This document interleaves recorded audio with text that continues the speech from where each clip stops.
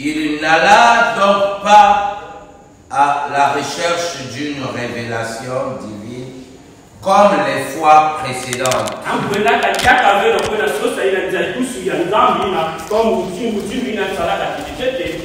Mais il se tourna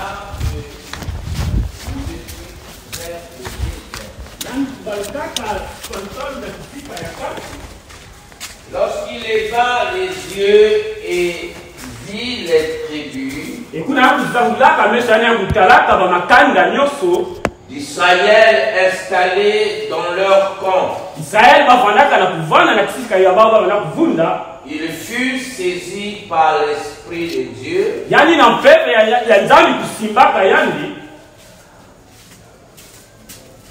et il prononça ce poème. Voici ce que je proclame, moi, Balaam, fils de Béor, moi, l'homme au regard pénétrant, et voici ce que je déclare. Moi qui entends les paroles de Dieu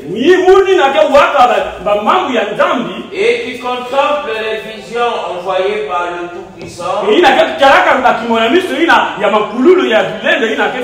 car il se révèle à moi lorsque je l'adore. Peuple d'Israël, vous les descendants de Jacob, combien sont belles les tentes que vous bâtissez. On dirait des torrents qui coulent des jardins sous les rives d'un fleuve. On dirait des aloès ou des cèdres plantés par le Seigneur au bord d'un ruisseau. On dirait de l'eau qui déborde d'un réservoir et irrigue abondamment les plantations. Le roi des Israélites l'emportera sur la garde et le royaume gagnera en puissance. Dieu les a fait sortir d'Égypte avec une force irrésistible comme celle du buffle. Ils ne font qu'une bouchée des nations qui les attaquent. Ils brisent les os de leurs adversaires et ils les criblent de flèches. Comme des lions, ils s'accroupissent et se couchent. Ils pourraient les forcer à se lever. Israël, béni soit celui qui te bénira, et maudit soit celui qui te maudira. Balak se mit en colère contre Balaam, et avec des gestes de menace, il dit, je t'amène ici pour maudire mes ennemis. Et pour la troisième fois, tu les couvres de bénédictions. Maintenant, va-t'en et retourne chez toi. Je t'avais promis de te combler d'honneur, mais le Seigneur t'en a privé. Balaam répondit à Balak, j'avais pourtant bien dit au messager que tu m'as envoyé, même si Balak me donnait tout l'argent et l'or dans son palais est plein,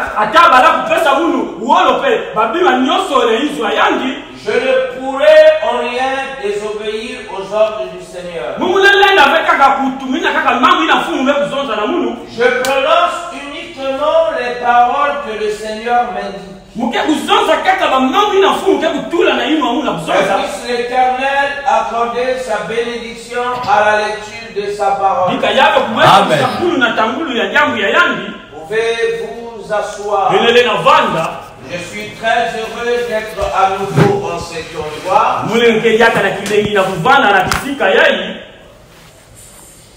Afin d'écouter la parole du Seigneur. Vous voyez, les conditions ne nous permettent pas. Mais notre Dieu a dit en temps favorable ou défavorable. Quoi que l'ennemi fasse ou quoi qu'il arrive,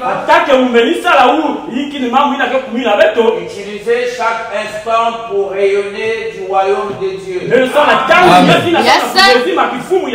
Utilisez chaque instant pour apporter la parole du royaume. Favorable ou pas. Essayez de votre mieux de tirer toujours le rideau vers le Seigneur. Et chaque fois, en tout temps et en toutes circonstances, que le Seigneur de gloire puisse remporter toujours la victoire. Amen. Que s'il nous était donné de poser le Seigneur sur un plateau, et que de l'autre, où les actions humaines, où les mérites de l'humanité, alors faites en sorte que le poids soit toujours du côté du Seigneur. Amen. Donc s'il vous était donné l'occasion de choisir entre le royaume de Dieu et le royaume de ce monde, la gloire de ce monde, la gloire des hommes, alors quel côté pencherez-vous? Car l'homme tombe toujours du côté où il est penché. Vous ne tomberez que du côté où vous êtes penché. Moi j'ai déjà fait mon choix. Et depuis la nuit des temps, même le diable connaît ce choix. C'est la raison pour laquelle tu s'élèves et qu'il essaie de son mieux. Mais le temps est en ma faveur. Il est venu trop tard. Je l'avais choisi dès avant la fondation du monde. Ici, dans le temps d'être l'accomplissement ou la manifestation, donc la scène avait été jouée dès avant la fondation du monde. Le livre ou le script du scénario de la vie avait été écrit avant que ce monde ne soit. Donc maintenant dans le temps d'être la matérialisation. C'est la raison pour laquelle les fils et les filles de Dieu ne chancellent pas. Peu importe de ce qui arrive, ils savent que leur Seigneur se lèvera. Amen. Il se tiendra debout le dernier. Et nous rentrerons dans notre héritage.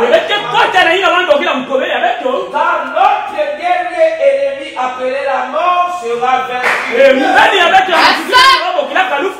Même Paul, tout simplement au premier âge, il lui a posé la question de savoir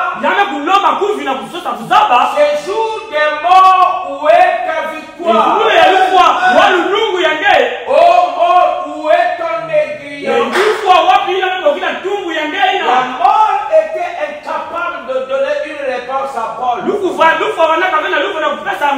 Alors qu'il était au premier âge,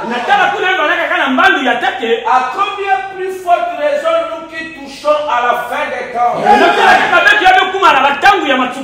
nous qui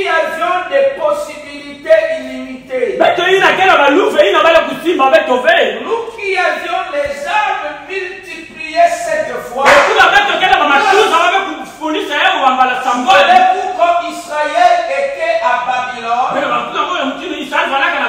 C'est comme l'église dans le monde. Dieu nous a placés dans ce monde.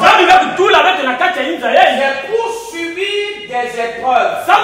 Et on appelle ça les épreuves du temps.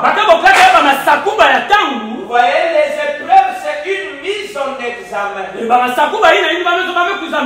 Vous avez été enseigné. Et c'est le moment de composer. La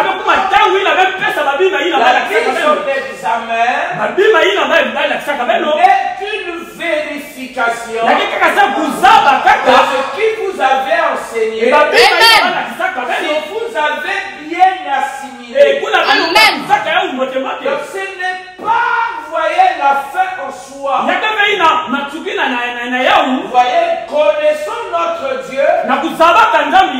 Et qu'il se lèvera le dernier. Et quand il se lève, la victoire sera avec lui.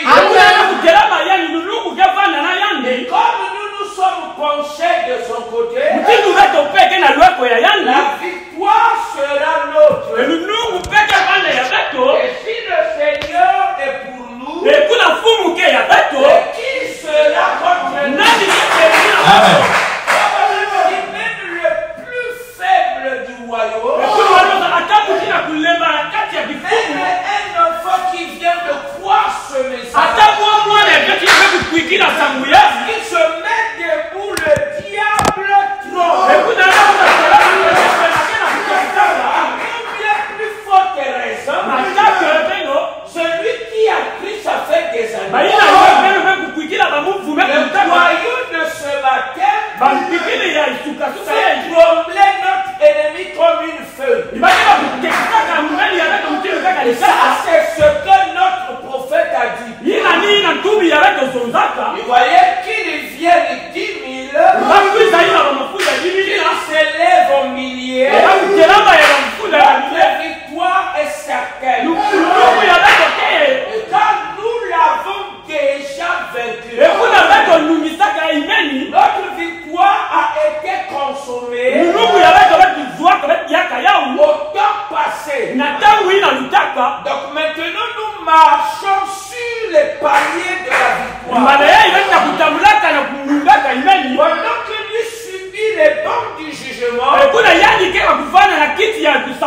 nous marchons comme des soldats avec les chars de victoire. Pour laquelle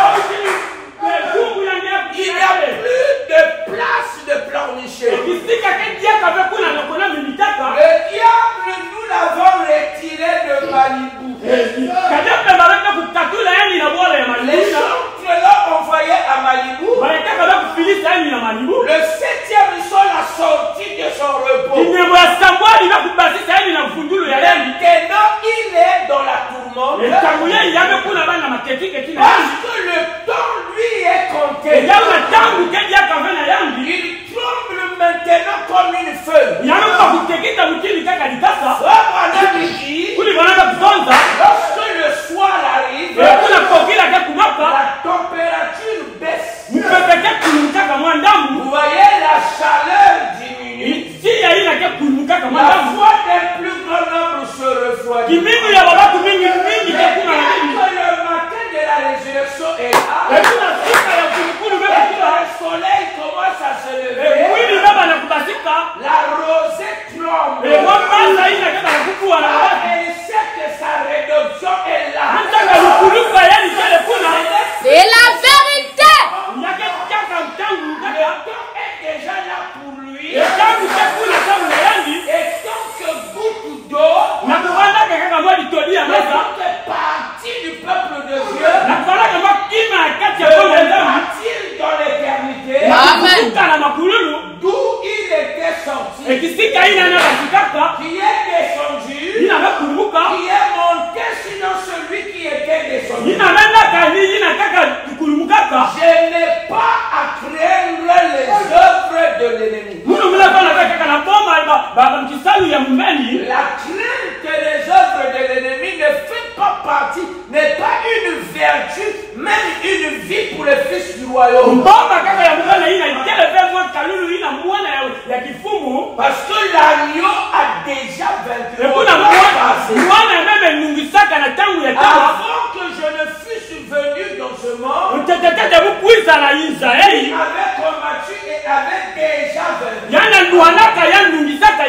y a 2000 ans qu'il avait payé le prix. Maintenant je viens avec le livre déjà ouvert. Réclamer simplement le titre de propriété. Le peuple encore crie. Pourquoi la guérison de la fille de mon peuple ne se perd qu'elle? Pourquoi la guérison de la fille de mon peuple ne se perd qu'elle? La guérison de la fille de mon peuple. Jésus disait croyez en Dieu et croyez aussi en moi. Les sacrificateurs vous ont prêché Jéhovah. Croyez en Jéhovah. Amen. Mais croyez aussi en moi. Amen. Car en moi demeure l'essence du Dieu vivant. Yes, c'est l'exacte vérité. Mais moi je vous dis, Avancez. quiconque se met en colère contre son frère, Yes, l'a déjà tué. Donc Jésus amena une nouvelle ère. Une dispensation. Donc une nouvelle onction. Donc il n'y avait plus besoin de s'énerver. Parce que la loi mosaïque pouvait te mettre en colère contre ton frère. On disait il n'y a rien de mal à ça. Le problème c'est quand tu auras pris le couteau, tu auras pointé contre ton frère. Alors il ne savait pas qu'à chaque fois que tu te mets en colère, tu crées une atmosphère qui te garde dans la prison.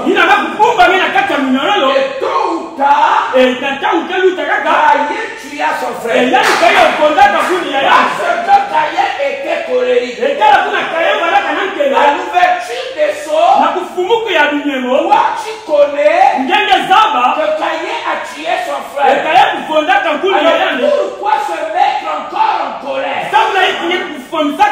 Pourquoi rentrer dans la voie de Caïn? C'est une voie d'égarement.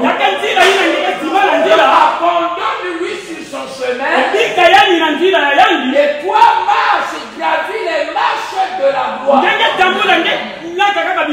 On entend les cris de louange. En marchant en avant, soldats chrétiens.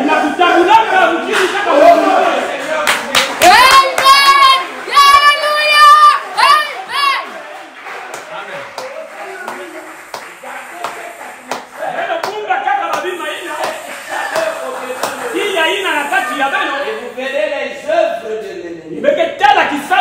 S'écrouleront d'elles-mêmes. Et le sang de l'agneau vous coulera au-dedans de vous. Vous entendrez cette douce colombe. Voyez, Branham avait vu la 6e. il savait qu'il a fallu qu'il y ait une 7e. Parce que c'est la nature douce et humble. La colombe, c'est l'oiseau le plus doux. C'est la chose la plus sainte qui n'a même pas les moindres amertumes au sein d'elle. Donc, elle respire que la douceur. Et comme toi, fils de Dieu, comme toi, fille de Dieu, tu respires la menace et le même. Tu fais mieux de courir vers la fontaine. Vers la fontaine d'eau vive. Vers la nature douce et humble. Qui est l'agneau de Dieu. Que le Seigneur vous bénisse.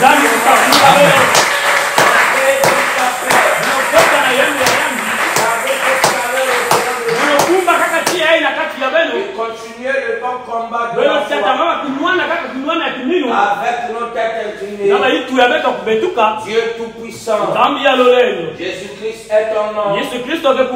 Nous venons humblement devant ta sainte et divine présence. Je remercie en ce temps de la fin.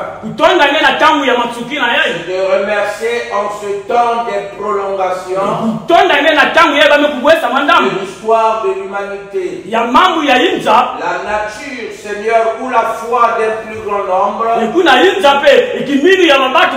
Seigneur, est en train de se refroidir. Lorsque tu étais sur la terre, tu t'es posé la question: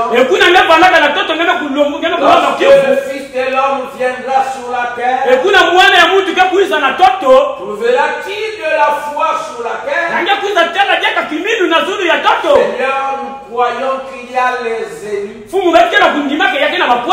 Même si le nombre ne fait que diminuer, mais la sémence royale d'Abraham gardera la chaleur du flambeau. Tiendra cette lumière et l'amènera au sommet de la montagne. Laisse qu'il en soit ainsi, Père. Donne la force à un plus grand nombre. Fortifie les faibles et consolide les affligés. Guéris les malades par la foi. Et cette foi de 7 tonnerres. Cette foi qui amena Enoch dans le sommet le plus haut. Et cette foi, Seigneur, qui avait changé Abraham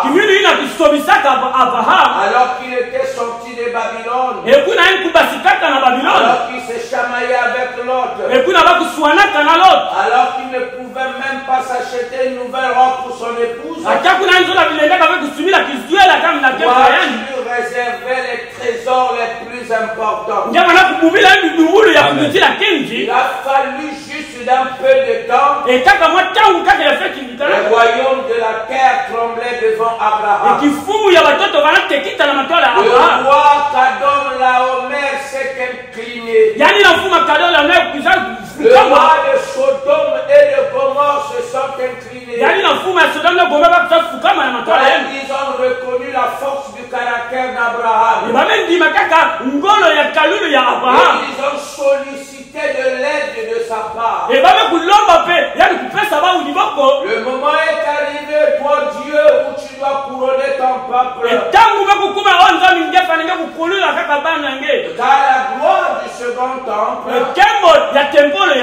ne pourra être comparée à la gloire du premier temple. Le premier temple a été foulé par les nations. Seigneur, laisse que cette gloire à venir puisse transformer ton peuple en véritable lumière. Et que les véritables rochers, Seigneur, puissent luire. Afin que chaque montagne, Seigneur, puisse éclairer les extrémités de la terre. Je les bénis entièrement entre tes saintes mains. Garde-les dans ta main comme tu as gardé la sémence royale. Comme tu as gardé les apôtres, oh Dieu. Et tu leur réservas la manne cachée. Ils partaient, ils renversaient les conceptions des incrédules. Et les soi-disant croyants, et ils devinrent les messagers ou porteurs de la bonne lumière. Seigneur, bénis tes enfants. Soutiens-les et fortifie-les. Pour ta seule honneur et pour ta seule gloire. Dans le puissant nom de Jésus. Nous te l'avions prié ainsi. Amen. Amen.